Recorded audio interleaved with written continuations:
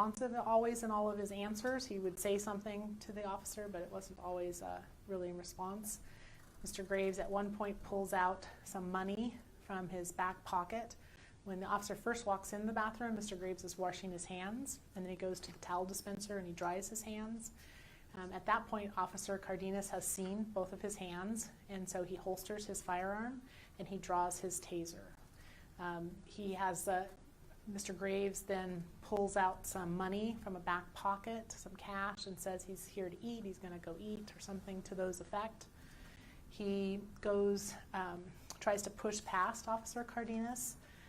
Officer Cardenas pushes him back. At this point, Officer Cardenas has already called for backup, but he asks them to expedite to get there quicker. And so he then, Mr. Graves tries to push past him again, a second time. There's a third time when Mr. Graves tries to push past the officer. At that time, he kind of grabs at his chest area, Officer Cardenas testified. And Officer Cardenas deploys his taser.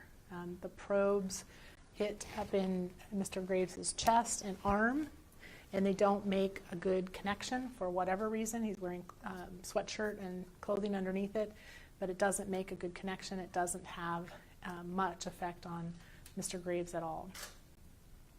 So at that point, Officer Davis has arrived. Mr. Graves approaches the officers again. He takes his right arm, swings back, and punches Officer Davis in the face, which knocks Officer Davis to the floor. And then Officer Cardenas decides at that point he needs to get more hands-on with Mr. Graves and try to take him into custody. So he pushes Mr. Graves down to the floor. Now all three officers are down on the floor. And this is all taking place in a very small area inside the men's restroom, like where the sinks and the towel dispenser would be. It was testified at grand jury. It was like maybe 4 feet by 8 feet area. So you have 3 people in this very small area, and some confusion at that point. So Officer Davis says that he is disoriented from getting knocked to the ground. He didn't ever engage with Mr. Graves. He sees that there is what he believes is a gun on the ground, on the bathroom floor as well. So that Mr. Graves has his hands on that black object. So he traps Mr. Graves' hands on top of the gun, or what he believes is a gun, and tries to push it because it's pointed towards Officer Davis. So he's trying to push it away from being in danger to himself. So try to get it away from Mr. Graves, and also just so it's not pointed at him. At that point, Officer Davis announces to the effect of, he has a gun, it's a gun. Officer Cardenas questions that and says he has a gun, or there's a gun, and Officer Davis says gun. So for that second time, for Officer Cardenas is hearing there's a gun. And at that moment, the thing that they believed was the gun is a taser, and it deploys. So Officer Cardenas didn't have his hands on it. Officer Davis said he did not pull the trigger, so that only leaves Mr. Graves as the person who pulled the trigger on the taser. So at that point, when he pulled the trigger, Officer Davis is now getting tased because he has his hands over the barrel part, or what he believed was the barrel of the gun. And he says, it's a taser. But Officer Cardenas has already heard gun.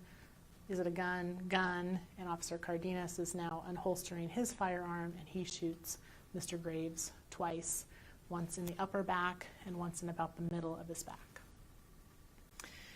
Right after, that totally immobilizes Mr. Graves. And so right afterwards, you can hear from the body cam some of the confusion. Officer Cardenas is still saying, where's the gun? Officer Davis says, it's not like it's there, it's something there. Officer Cardenas says, that's my taser. And so then at that point they realized that Mr. Graves did not have a gun. He actually had Officer Cardenas's taser. So the grand jury heard all of that testimony. Officer Davis testified he believed he was about to get shot, and even had braced himself thinking, I have my vest on, but this is going to hurt. Officer Cardenas testified that at that moment when he believed there was a gun, he fully believed that Mr. Graves could push up with the gun and shoot Officer Davis and then shoot Officer Cardenas. So he was in fear for Officer Davis's life at that time. Officer Cardenas was in fear for Officer Davis's life. So I'd be happy to try to answer any questions that you might have. I'm just wondering, what led to the probable, or why did police contact him to begin with? So originally, Officer Cardenas is driving down Highway 62 through the intersection there at Lynn Road, is that correct?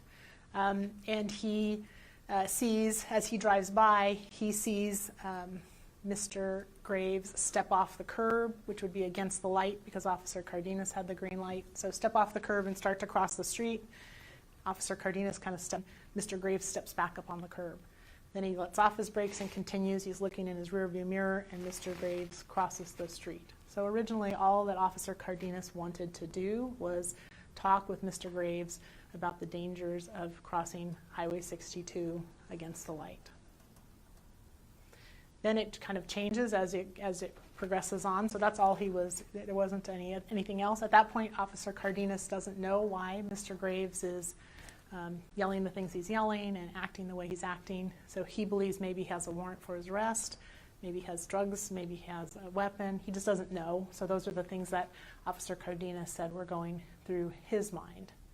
Once they're in the bathroom, the crime of harassment would have occurred when Mr. Graves touched the officer and tried to push past him.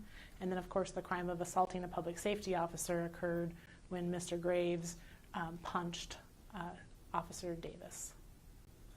How was the taser marked differently than the weapons? So the taser is, it's black. We showed it to the grand jury. They were able to view it. That was one point the grand jury wanted to make, is that it might be better for police not to have a taser that was black. It could be a different color. So that was one point that they picked up on and wanted to articulate out to the public and to police.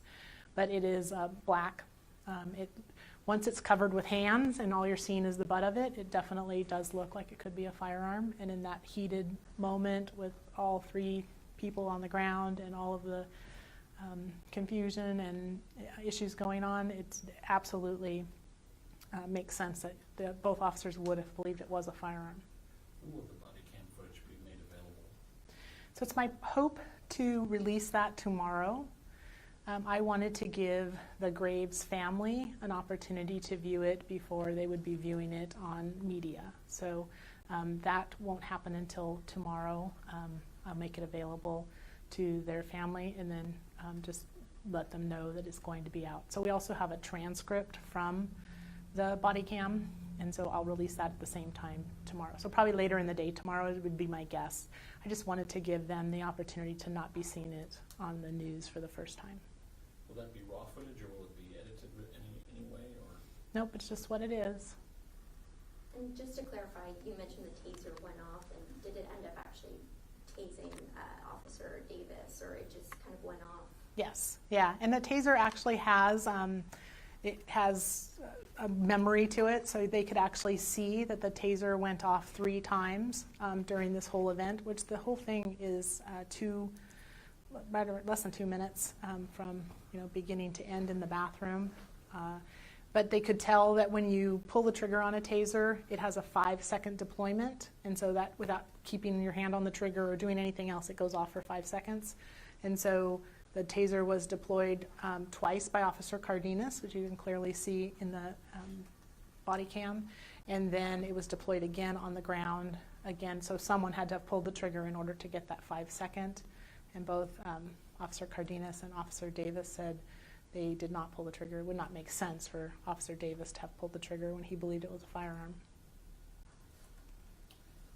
And will the officers be going back to work right away, and counseling and all of that being made available? Or? So typically, I mean, that's totally up to the departments as to when the officers will return to work. I believe Officer Davis has already been back to work, and then I don't know what the plan is for Officer Cardenas. Our internal investigation has been completed.